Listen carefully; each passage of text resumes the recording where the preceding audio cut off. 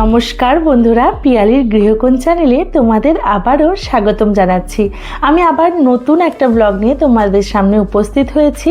আজকের উদ্দেশ্য হলো কামারপুকুর, জয়রামবাটি আর বিষ্ণুপুর যাওয়ার জন্য। তো এই ব্লগটা থাকছে সেই নিয়েই। তো সকাল সকাল একদম দেখো রেডি হয়ে গিয়েছি, এবার আমরা বেরিয়ে যাব। তো বেরোনোর সময় দেখলাম আমার বাড়ির বাইরে যে কুকুরটা সব সময় থাকে তাকে আমি খেতে দিই, তো দেখলাম সে আমার পায়ের কাছে ঘুরঘুর করছে। সকালেই ও বুঝতে পেরেছে আমি থাকবো না, তো আমি থাকবো না বলে ওকে সকালে বিস্কিট দিয়ে দিলাম, ও খাচ্ছে। আর এই দিকে দেখো আমার ছেলে, আমার বাবা, আর এইদিকে রয়েছে হাজব্যান্ড আর সোমনাথদা যে গাড়ি চালাবে। তো আমরা সবাই মিলে রেডি হয়ে গিয়েছি বেরিয়ে পড়ার উদ্দেশ্যে। তো দেখো এই যে হাই রোডের উপর দিয়ে যাচ্ছি, তোমরা চারিপাশটা দেখলে বুঝতে পারবে কতটা চারিপাশটা কুয়াশাচ্ছন্ন। একদম সকাল সকাল বেরিয়েছিলাম বলে এত কুয়াশা রয়েছে রাস্তাঘাটে। যাই হোক দেখো চারিদিকটা দেখতে দেখতে যাচ্ছিলাম। আর এই যে আমার ছেলে, ও কিন্তু সিটে বসবে না, ও দাদায়ের কোলে আর না হলে বাবায়ের কোলেই বসবে। ও সিট থাকলেও বসবে না, আর ও সবসময় এই রাস্তা যেতে যেতে দাদায়ের কোলটাই বেছে নেবে। যাই হোক যেতে যেতে দেখলাম চারিদিকটা সবুজ আর সবুজ। আমি যেটা লক্ষ্য করলাম, জয়রামবাটি বা কামারপুকুর যাওয়ার রাস্তাটায় চারিদিকে শুধু মাঠ আর সবুজের সমারোহ। চারিদিকে মাঠ ঘাট পেরিয়ে পেরিয়ে আমরা অবশেষে এসে পৌঁছালাম কাশী বিশ্বনাথ মন্দিরে।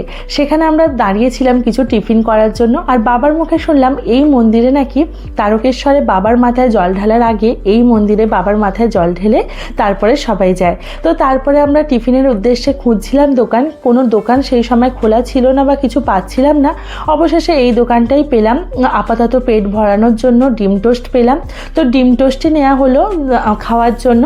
যাই হোক অল্প স্বল্প এখানে টিফিনটা সেরে নিলাম সকাল সকাল। তো তারপরে আবার বেরিয়ে পড়লাম, গন্তব্য হলো কামারপুকুর। সবার প্রথমে কামারপুকুর যাওয়ার উদ্দেশ্যটাই ছিল। তো কামারপুকুর যাওয়ার রাস্তাটা দেখো কিন্তু খুব সুন্দর, চারিদিকটা সুন্দর ও মানে সৌন্দর্য উপভোগ করতে করতে আমরা যাচ্ছিলাম। আর তার সাথে তো ভীষণ গল্প করছিলাম আমরা। আর এই ফ্যামিলি যে ট্যুরগুলো হয় না, সেগুলো আমার খুব ভালো লাগে, কারণ বাবার বয়স হয়েছে, বাবা তো কারোর সাথে সেরকম যেতে পারে না, তাই বাবার সাথে মাঝে মাঝে আমরা ঘুরতে বেরিয়ে যাই। আর এই দেখো তারকেশ্বরে ঢুকে গেলাম। তা আমি যদিও জয়রামবাটি কামারপুকুর একদম ছোটোবেলায় হয়তো এসেছি, আমার একদম মনে নেই, অনেক বছর পর আসা, তো আমি কিছুই চিনতে পারছিলাম না, আমার কিছুই মনে নেই। যাই হোক আমরা কামারপুকুরে ঢুকে গেছি। এই দেখো রামকৃষ্ণ মঠ লেখা আছে, এটাই হলো কামারপুকুর রামকৃষ্ণ দেবের বাড়ি। তো যাই হোক ভিতরে কিন্তু ভিডিও অ্যালাউ ছিল না, যার জন্য আমি কোনো ভিডিও বানাতে পারিনি, তোমরা অবশ্যই সেটা জানো হয়তো। আর তারপর বেরিয়ে তো আমরা একটু পেয়ারা মাখা খেয়ে নিলাম, কারণ তখন একটু রোদটাও বেশ উঠে গেছে।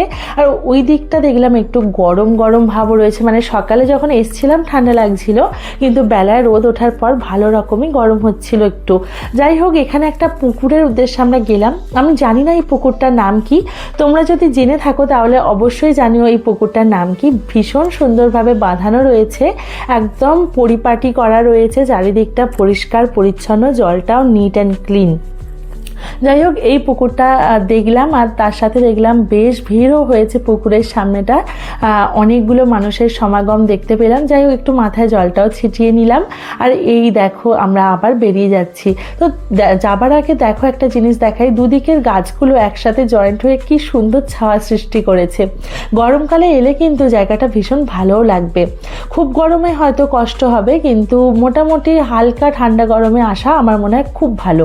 যাই হোক এখানে বেরিয়েই দেখলাম কয়েদবেল মাখা বা সব কিছু মাখা বিক্রি হচ্ছে। আমার কয়েদবেলটা তো ভীষণ ভালো লাগে খেতে, আর যদিও আমি টক জিনিসটা খুব একটা খেতে পারি না, আমার একটু চিনি বেশিই দিতে লাগে।